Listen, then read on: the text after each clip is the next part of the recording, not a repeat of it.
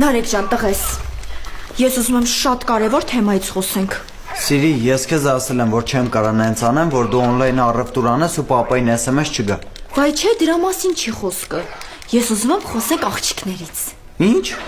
Այո, տղա ջան, դու արդեն մեծ մարդ ես, լիքը բաներ կա, որ պետք է իմանաս։ Դու գիտես, որ տղաներն ու աղջիկները իրարից տարբերվում են։ Լուրջ ես ասում։ Բա իհարկե, Նարեկ ջան, դու ինձանից մի ամաչի, շուտով սկսելու ես հետաքրքրվել աղջիկներով, կսիրահարվես էլ, քո ընտրյալը պետքա լինի դաստիարակված, կիրթ ու խելացի աղջիկ։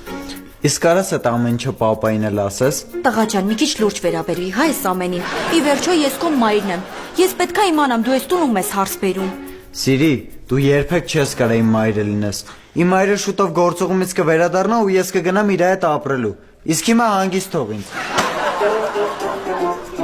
Ստախ տենասում ասենց քաշել։ Իսկ մահուրս։